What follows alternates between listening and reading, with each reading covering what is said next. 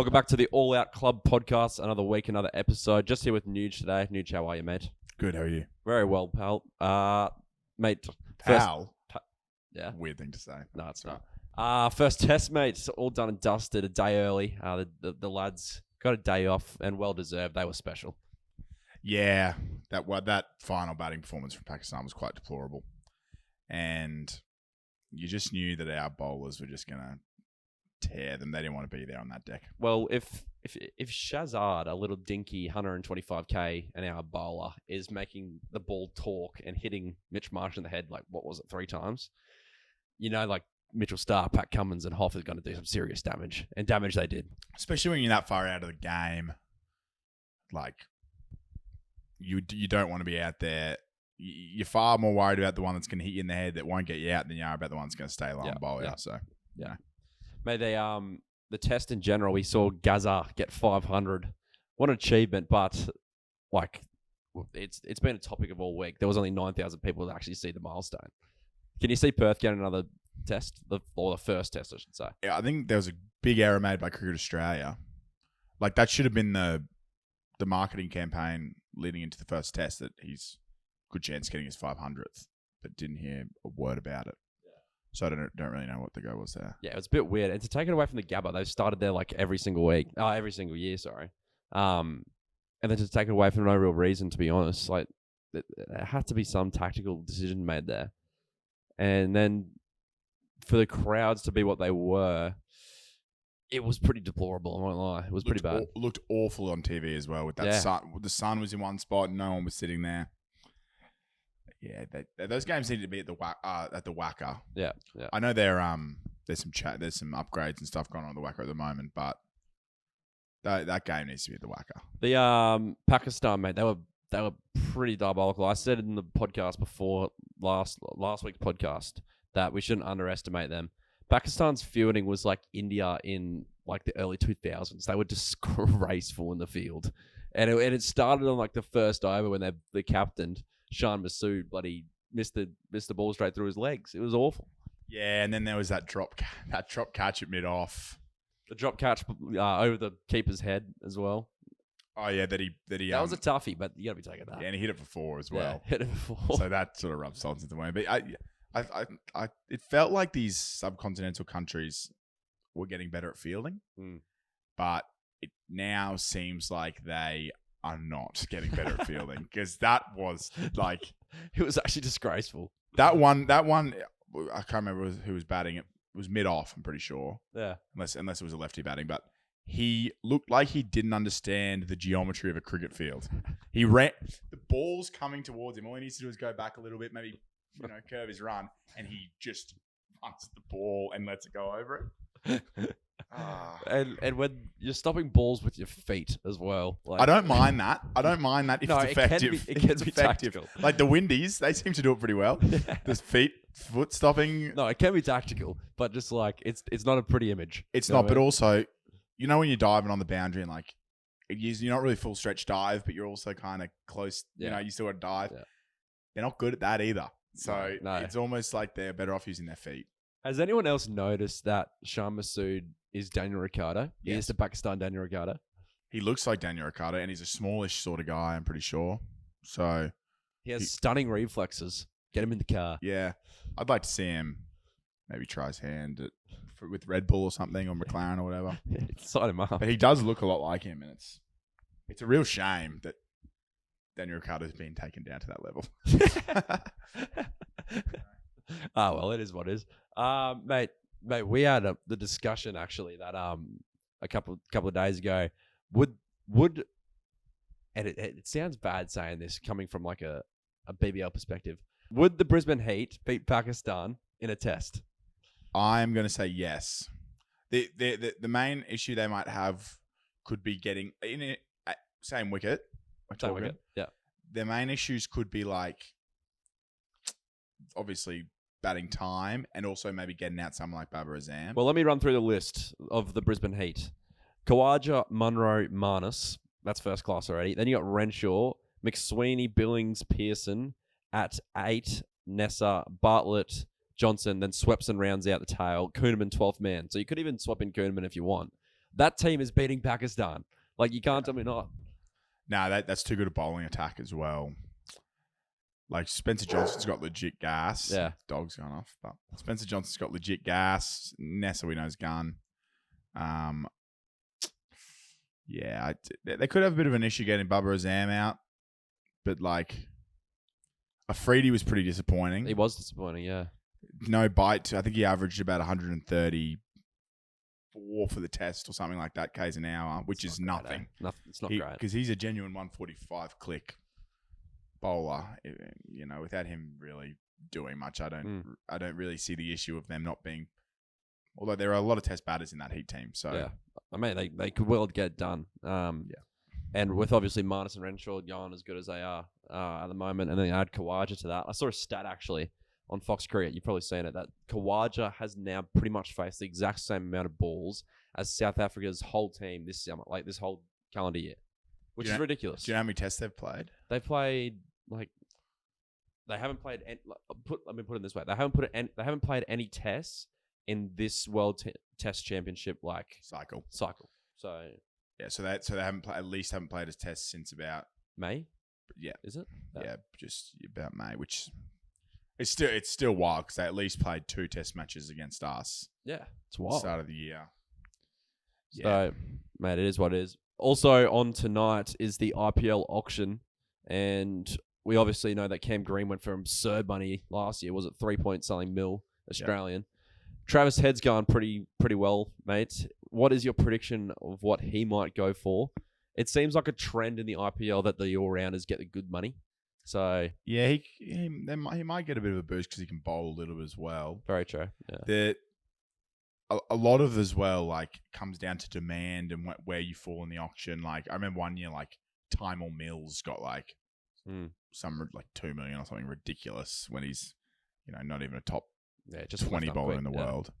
But so it'll depend where he falls in the auction. It's hard to say without him being an all-rounder that you wouldn't think he'd get Cam Green level of money, but he might get his over 2 mil. Like his performance in the World Cup final might even get him over. Honestly, it was that impressive that Indians all the Indian stakeholders might just go, "Holy shit!" Like we just got to splurge to get this guy. Yeah, I think it just depends on when he's up in the auction, what teams need. If he's late in the auction and a team needs a power hitter that can open the batting and bat in the middle order and bowl a little bit, he might get something massive. But at the same time, like he might not. If not many teams see him as much of a bowling option, I think he'll obviously get something massive and big payday. Over absolutely. 2 million, hopefully. There's obviously Cummins, Smith, Stark all up for grabs as well. There's some interesting names as well, like Ben Cutting's still going around in the IPL. I don't know, and Stanlake. I saw his name thrown around. Yeah, I don't really get how Billy Stanlake, like. There are people who aren't in the auction that I would rather. Stanley can't even get a BBL gig. Yeah. I don't know how he's still. He bowled an absolute peach, I remember, in New Zealand. Remember that one and just like hit the deck and then tailed away? That's the thing, though. If a team gets back into the auction and a team needs a very tall, quick, that bowls genuine pace, he's the man. He might get a little. He's the man. By cheap, I mean still a lot, just in the grand scheme of things. Yeah. Staying international, NRL was in Vegas. The launch I was last week. We obviously had a very heated debate at lunch last week about the whole who they sent and whatnot. They've sent Billy Walters. I'm sure everyone's seen it. Billy Walters, Adam Woods. Aaron Woods. Who did I say? Did you say Adam? No, Aaron Woods. Right. Campbell Graham, and who was the other one? The other one, Spencer Leniu, I think. Spencer Leniu. Is that just like the most random 4 of all time? Was it Spencer Leniu? Yeah, Spencer Leniu. Yeah, it's almost like they've bit white for me. Like, what's Aaron Woods doing? Like, he's trying to get Triple M a plug. Like Billy Walters, Aaron Woods, and Campbell Graham, you wouldn't put them down. Like Spencer Leniu, he's a genuine athlete. Yeah, so is Campbell Graham. Yeah, Campbell Graham's good. I'll give them 2 pass marks from the NRL. Those 2 can get a pass mark. Billy Walters, and with all due respect to Billy Walters, he had a good season. He is not the most marketable guy in the NRL. See, I wouldn't have minded Billy Walters. Like, you need to show all the shapes of your game, right? Yeah. But like Aaron Woods there with him, they're not two players that are built on athleticism. No. Do you know what I mean? So I think they kind of cancel each other out. I think I would like to see like a Reece Walsh, like a good looking guy, you know, like somewhat. Campbell Graham's a big tall guy. Spencer Leniu's sort of like a stocky athlete. So you know, if they sent over like a Trell Mitt or something as well, just someone there. Yeah, like it's a big name. Like we sent over a few accountants. You know what I mean? My perspective on it was, if you're promoting the game and like you're introducing Billy Walters, and you go, and here's Billy Walters, NRL player from the Broncos, and then some American looks up Billy Walters highlights, he's all he's going to get is a guy passing the ball from dummy half. Maybe they wanted a bit of a quarterback looking sort of player. Maybe you know what I mean? Like he's the quarterback of the team that, you know, and then Aaron Woods is the, I don't know, what do they call him? Defensive. Yeah, the defensive beast. Tight end. Or, not tight end. What would he be? Center or something. You know what I mean? Oh, who knows? But, mate, and we obviously had Gronk in a Manly jersey. And my reasoning for the Manly jersey is they obviously had the four different teams over there. They've simply just gone on a wheel spinner, it's landed on Manly. Okay, Gronk, you can wear the Manly jersey. That's what they've done. Because why else would they possibly put Gronk in a Manly jersey when you got a Broncos and a Roosters jersey? And also, that's the worst club over there. And a Souths jersey. It doesn't make sense to me. Like they and Manly are hated. People hate Manly. So I don't really know I don't know how he's ended up. I think he's just ended up in a Manly jersey because they had one kind of thing. Maybe, potentially. Well, Graham gave it to Jordan Clarkson. This is the South jersey. Did you see that? So yeah, I did see that. That's I don't mind that. Yeah. Someone to see like that's a bit of style. Bit of style. Yeah, Jordan Clarkson's a handy player as well. So yeah. Mate, also that came out was NRL Fantasy on the week. Obviously, we're known for the NRL Fantasy pod. I've got down a few names here, mate, that are potential buys, way too early buys. We're already getting DMs for like doing our teams, fellas. Just wait till the TLT. Yeah, TLT. I didn't even do a team before TLT. I'm not even really playing fantasy. I'm a super coach man myself. But in school, I reckon I would have done like hours of like teams beforehand, and then you get to TLT and you just change your team, like because the teams list come out. I used to see Corey Oates available in the second row and think, oh, he's a must-have. He's an absolute must-have. Anyway, here are some way too early fantasy buys that I've got written down. Obviously, Josh Curran move to the Doggies makes him an interesting prospect at 501k. I've got Ezra Mam down as well at 450k. If the grand final last year was to anything to go off, he is in for a special year at 2k24. So mark him down. And I've also got Reece Walsh down here at 664k. He's a bit unders, I reckon, in my eyes. You got Ponga, Edwards around that same price, but also Tedesco and Tommy T, who's also there. But Reece Walsh is the value of those picks. It's going to be interesting to see how Tommy Turbo goes next year. Yeah. Just, you know, injuries and just like... Well, Pappenhausen as well. Well, there's some talk out of Storm that he might be shipped on. If you were a GM of the Melbourne Storm, so I come to you and I'm just like, actually the West Tigers come to you and say, we'll pay out Pappenhausen's contract for like X amount of money because they got to get a bit close to the salary cap, right? Would you get rid of him? It all depends on how confident they are in Fa'alongo. So yeah, maybe if the replacement's good enough. If the West Tigers came to me and said we'll give you what's a good price, 900,000 for Pappenhausen, I'm taking it. But that would just be essentially paying him out, exactly. But if he has one more injury, he's done. Let's be real. Well, they don't have to pay him out. They need to take his contract. Yeah. So if someone's coming to me and saying we'll take Pappenhausen's contract, if the Tigers come to me and they say we'll take Pappenhausen's contract from 25 beyond, I am taking that deal purely for the fact that if he gets one more injury, he's done. Like realistically. Yeah, I think it's hard to say because that injury didn't end up being that bad. I know, but he's had two very serious injuries. Yeah, maybe you give him one more crack. I reckon. You reckon? Well, see that the Storm just keep churning out fucking fullbacks. Superstar. Yeah. How many Storm fullbacks are now in the NRL? 30. What? Well, 3? they've had more than that. Their run was with Billy Slater. They had Drinkwater. They had Jerome Hughes, who's now moved to the halves. They had Ryan Pappenhausen. They've had Nico Hines. They've now got Fa'alongo. That's how you pronounce it. Fa'alongo. That's 5. No, that's 6, isn't it? Hines, Slater, Hughes, Pappenhausen, Drinkwater, Fa'alongo. Who else have they played They've back had- there? Nick Meaney. Yeah, they didn't develop Nick McMeany. Meaney though as a fullback. They got him in, but They've yeah, had some fucking they've had some. stars. The They've fact had that some they've had stars. all those guys competing. It's with actually one another. unreal. They've got an elite system down there. Yep, especially for fullbacks. Yeah. Well, like you think about the youngsters that the Broncos have got through as well. Like there's a fair few. Yeah. That'll get shipped on like Fafita. Well, they've had Fafita, especially just in the forwards. They've had Fafita, Haas, Carrigan, There's Ricky, Flegler. Flegler. What's his name? The lock. Carrigan. No, Carrigan. Have a mind blank here. Anyway. Still there? Yeah. He was injured. He was injured. He's just coming back in this year. You'll know. I'm having a mind blank here, but he's a good player. He was coming off the bench. I think he came off the bench in the final. He was injured half the year, probably a bit more. Is he what? Yeah. What's his name? I'm just having a serious mind blank here. NRL Grand Final. Teams. Pretty sure he played in the grand final. Lock. Yeah, there was talk about him starting at lock and moving Carrigan to prop next year. Oh, Hetherington. Kobe Yeah. Hetherington. Yeah. Oh, and Palacia. They've got a few. Keenan Palace. Pirakura. Pirakura, There's yeah. another one. Then also just in the back line, Walsh, Herbie Farmworth. Jesse Tony Arthurs. Staggs. No, not Jesse Arthurs. Ezra Mam. Cobbo. So they've had a few. They've definitely had a few. No, they're good. Anyway, mate, we'll move on to probably the last segment of today, the top 5. And after the success of the top 10 of the BBL moments, we only had to bring the top 5 back.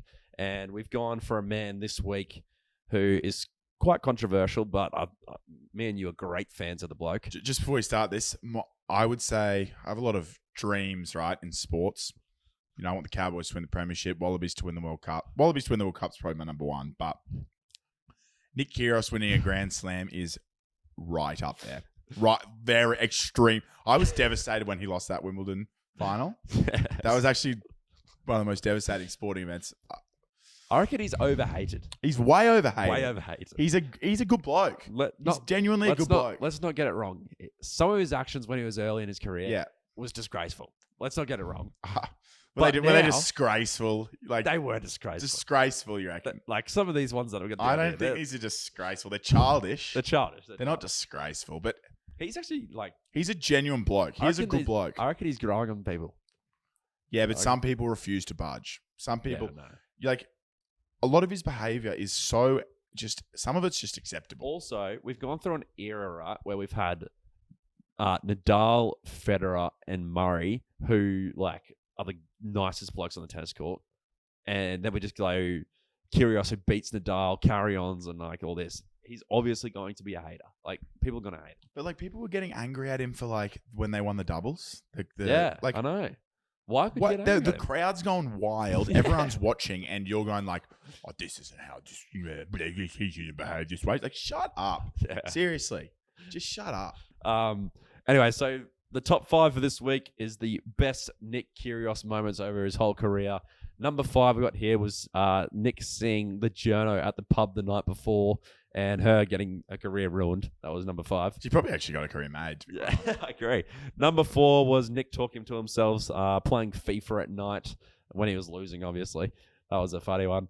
Number 3, an iconic one here, was when the water bottle slipped out of his hand and he claimed that it slipped and he did pelt it at the umpire's chair.